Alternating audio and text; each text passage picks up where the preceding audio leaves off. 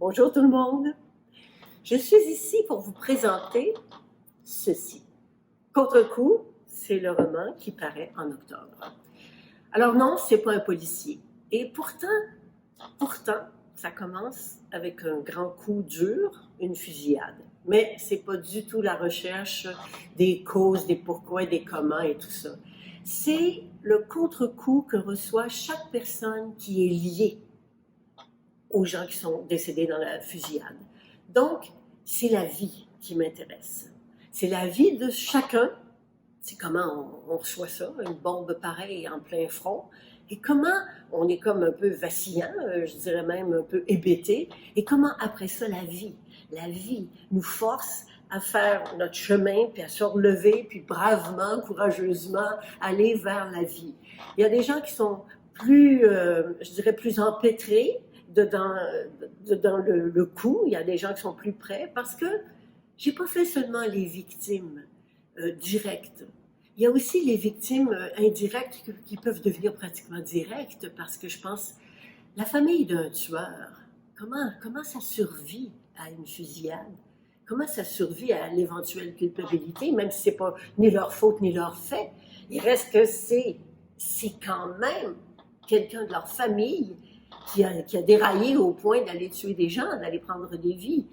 Alors, chacun a sa vie, chacun a son envie de se sauver, de ne pas être dans ce drame-là, et chacun doit faire face s'ils veulent rester vivants. Et quand je dis vivant, je veux dire vibrant. Pas seulement vivant, pas survivant, vivant. Alors, j'espère que ces petits 500 pages-là vont vous apporter des heures de lecture agréables et presque haletantes.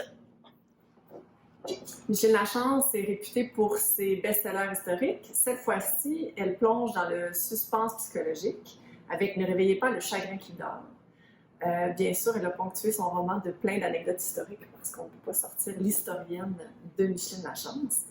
Mais cette fois, elle nous raconte l'histoire de Anne, une journaliste dans les années 80, qui, un matin, en feuilletant la presse, découvre la vie de décès d'une jeune femme de 30 ans, environ le même âge qu'elle, qui lui ressemble comme deux gouttes d'eau.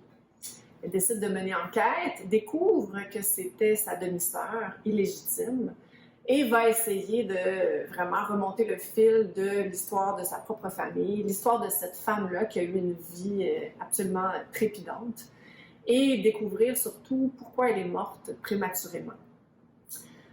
Encore une fois, on est dans le page-turner, on a envie d'aller au bout de ce livre-là, de découvrir ce qui est arrivé au personnage d'Elisa, la sœur de Anne, jusqu'à aboutir à une finale absolument étonnante.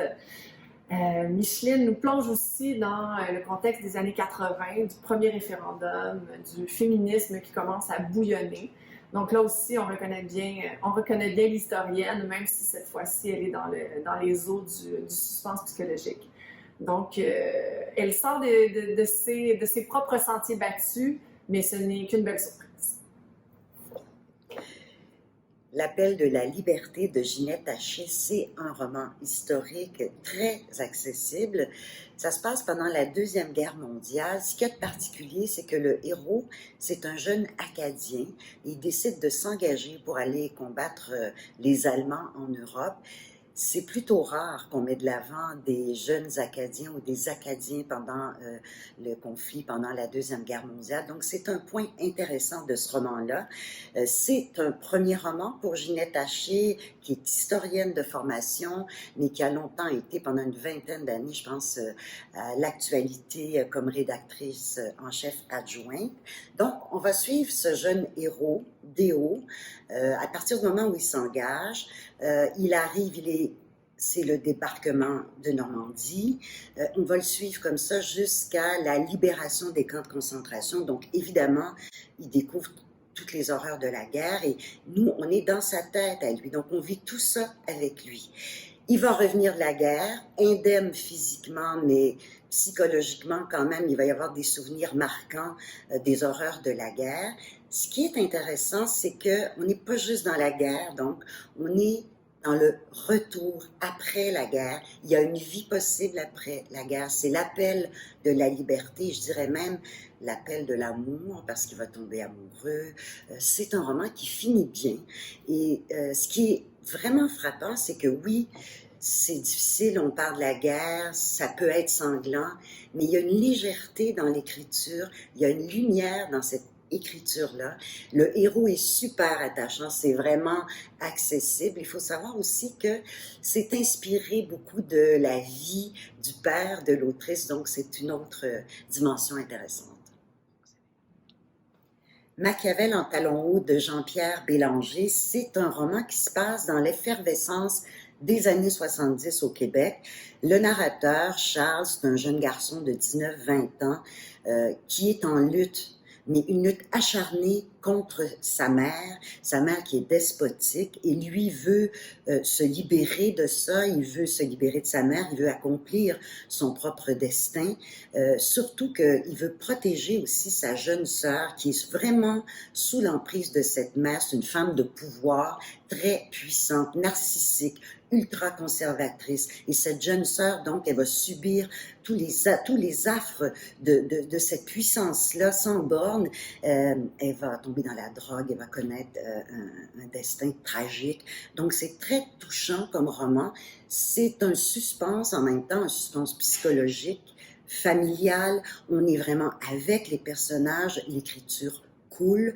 C'est très accessible, on lit ça, et à la fin, on est extrêmement ému, c'est une fin très, très touchante.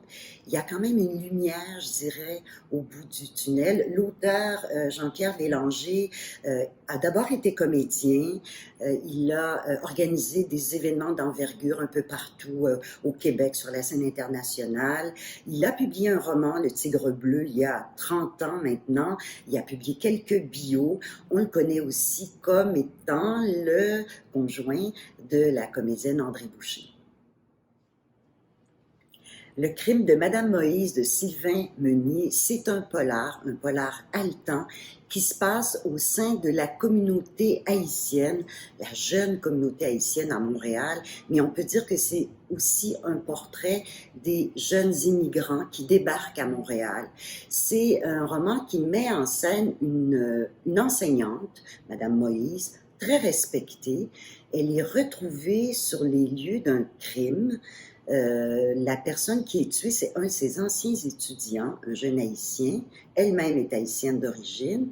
Elle se retrouve en prison et là, elle est butée dans un silence. Elle ne dit rien. Donc, personne ne comprend. Voyons, ça se peut pas, cette femme-là, qu'elle ait tué ce jeune homme-là. Donc, l'enquête commence, une enquête absolument non conventionnelle. Et là, le suspense grandit vraiment de page en page. Les personnages sont super attachants. C'est une des grandes particularités, c'est que c'est un roman choral qui est écrit à la deuxième personne du singulier, au tu. Donc, on entre constamment dans la conscience des personnages qui sont en train de réfléchir, qu'est-ce que j'ai fait, qu'est-ce que je devrais faire, et ça, je dirais que ça fait en sorte qu'on sent toute l'humanité de ces personnages-là. C'est vraiment un grand roman policier, un très très bon polar. Il faut dire que Sylvain Meunier, c'est un écrivain reconnu qui a gagné plusieurs prix pour ses polars. Je veux juste préciser que ce roman-là, Le crime de Madame Moïse, se situe dans la foulée d'une série qu'il a écrite il y a plusieurs années, qui avait pour titre Lovely d'Haïti. D'ailleurs, ce personnage Lovely d'Haïti, on le retrouve dans ce nouveau roman, mais franchement, on n'a vraiment pas besoin de lire les autres romans avant pour s'y retrouver. Le roman en lui-même se tient tout à fait.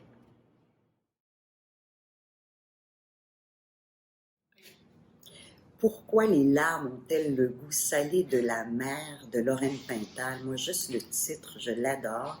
Lorraine Pintal, évidemment, on la connaît comme femme de théâtre. Je vous garantis que dans ce livre-là, vous allez découvrir une autre Lorraine Pintal, une Lorraine Pintal intime qui se livre. Bien sûr, ça paraît dans la collection 3, donc la collection 3, c'est toujours 3 récits fortement autobiographiques avec à l'intérieur de chacun des petites pointes de fiction qu'on ne sait pas identifier. Elle s'est prêtée au jeu, mais vraiment avec un enthousiasme et avec une force, je vous dirais, une force d'écriture, une force d'évocation. Alors, ce qu'elle nous raconte dans ces 3 récits, c'est son enfance, son adolescence et quand elle devient jeune adulte, mais toujours à travers le portrait d'un personnage.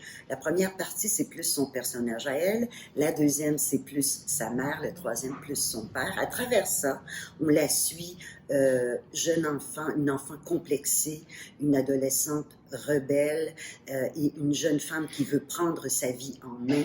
Elle grandit auprès d'un père qui est froid, souvent absent, avec qui elle aura de grands démêlés pendant son adolescence et même lorsqu'elle est jeune adulte. Quant à la mère, elle est dépressive, suicidaire. La narratrice voudrait la prendre sous son aile, mais se sent impuissante. Et c'est là que finalement, elle décide de prendre en main son destin. Et comment elle s'en sort? Bien, par le théâtre. Alors, je vous engage à lire ce livre-là qui sort des sentiers battus, une force d'évocation extraordinaire.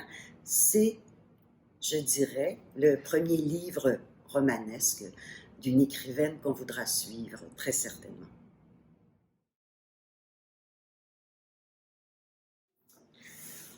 Alors, je commence ma présentation par un premier roman très ambitieux, un roman littéraire de Mathieu Thomas, primo-romancier, qui nous raconte l'histoire en alternance de Charles, un typographe du 19e siècle qui s'oppose à la Confédération canadienne, et d'Édouard, un traducteur complètement désabusé à la suite du deuxième échec référendaire, mais qui va retrouver un nouvel élan avec les manifestations du printemps érable, mais surtout avec une découverte mystérieuse qui prouverait que Louis-Joseph Papineau a rencontré le philosophe Alexis de Tocqueville pour fomenter une révolte avec l'aide des Français contre le Canada anglais. Alors, les deux personnages, à plus ou moins un siècle d'intervalle, mènent enquête pour savoir ce qui s'est vraiment passé entre Papineau et Tocqueville.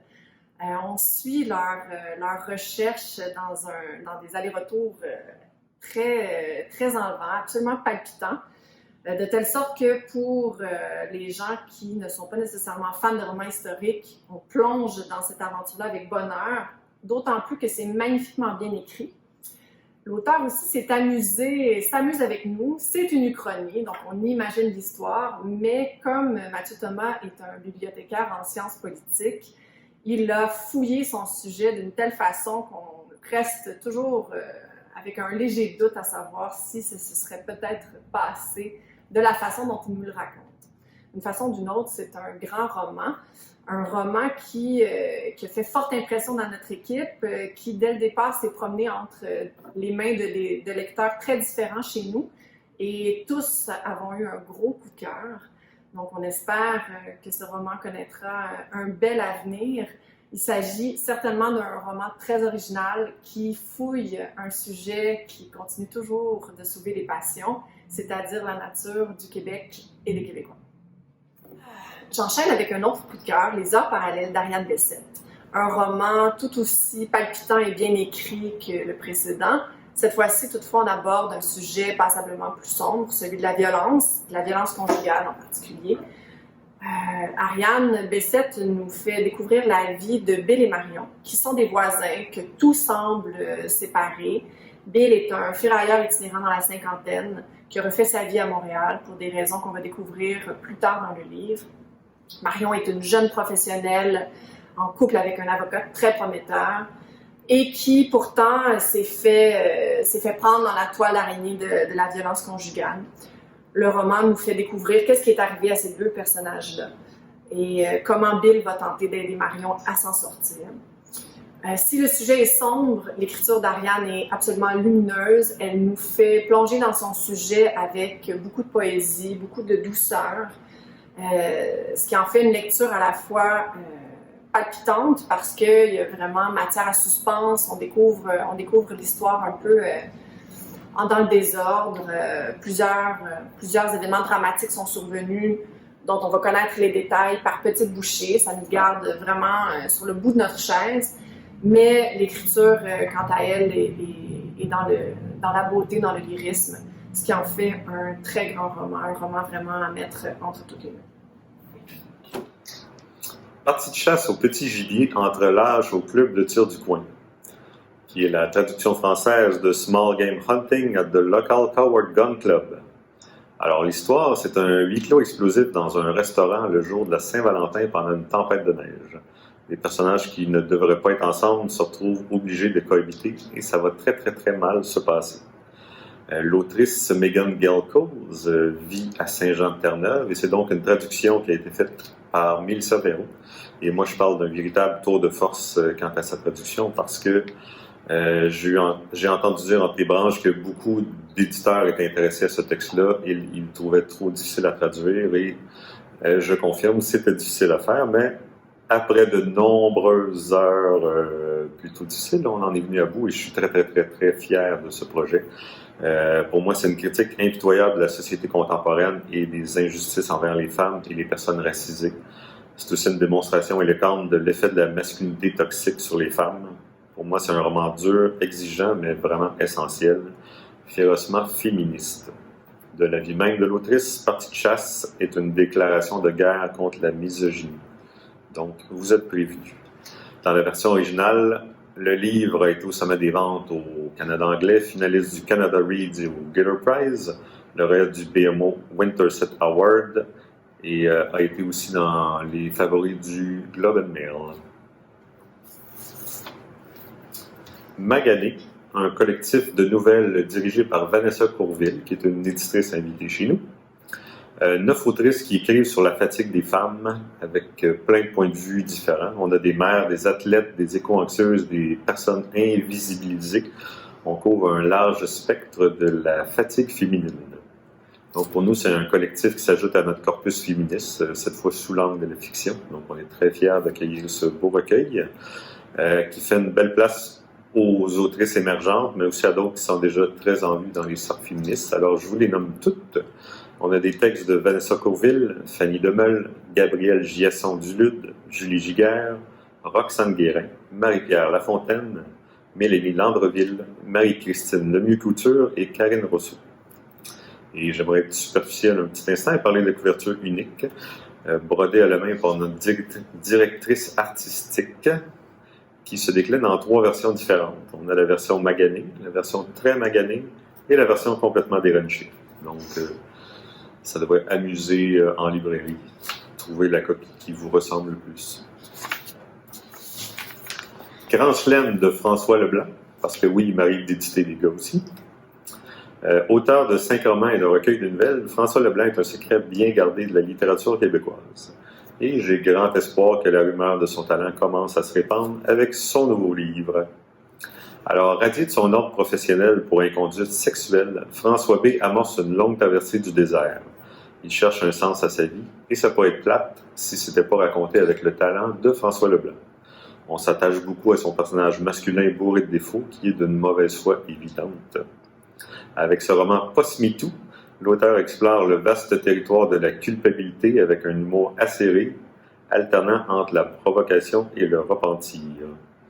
On le lit pour ses qualités littéraires, pour ses personnages colorés, mais aussi pour l'humour relativement rare en littérature. Et dans la critique d'un de ses livres, Daniel Lorrain, que vous connaissez bien, l'a déjà comparé à Jean-Paul Dubois, François Barcelo, Lise Payette, Jeannette Bertrand, Jonathan Franzen et Tonino Benakista. Tout ça en même temps. Donc, Grand Chelem, un livre qui m'a beaucoup fait rire.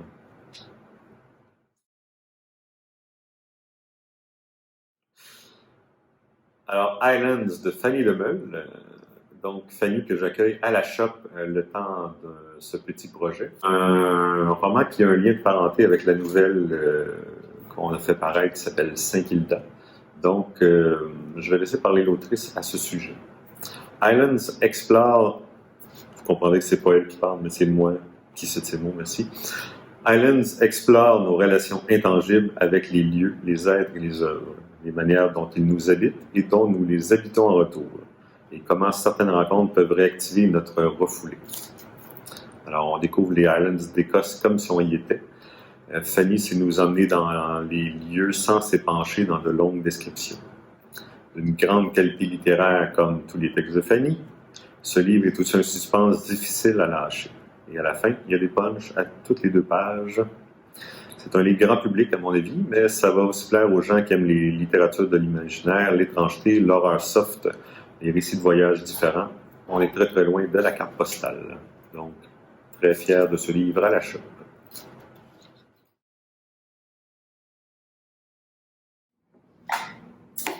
Je termine avec un bonbon pour moi en tout cas, une réédition de Anne de la Maison Pignon Vert, qui est certainement un des livres qui m'a le plus marqué dans ma vie.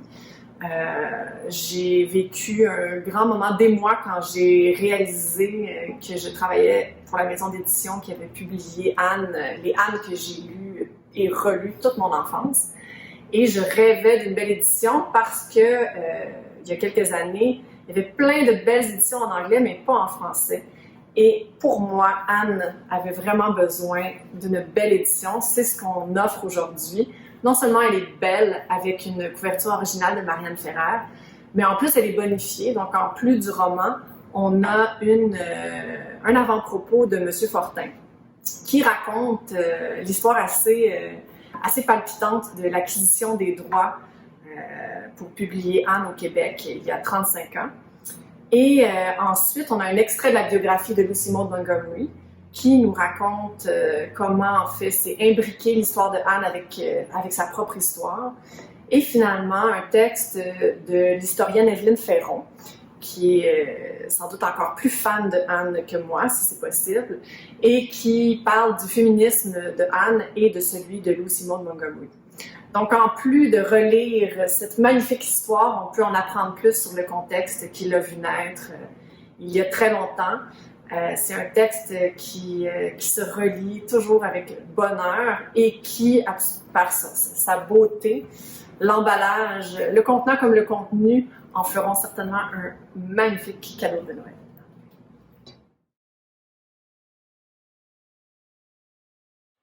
Et pour terminer, 5 petits livres en format de poche s'ajoutent à la série des minis de la collection QA pour garnir votre présentoir. Des nouvelles à 5$ qui seront parfaites pour les bonnes Noël et il y en a vraiment pour tous les goûts. Un chef-d'œuvre littéraire de science-fiction, un récit tout ce qu'il y a de plus actuel par son empowerment féministe, un suspense captivant et impossible à déposer une fois qu'on l'a commencé, une comédie romantique sous les flocons, et une histoire d'horreur vraiment typique de son auteur, qui a d'ailleurs inspiré le 5e épisode de la première saison de la série télé Patrick Sénécal présente sur Illico.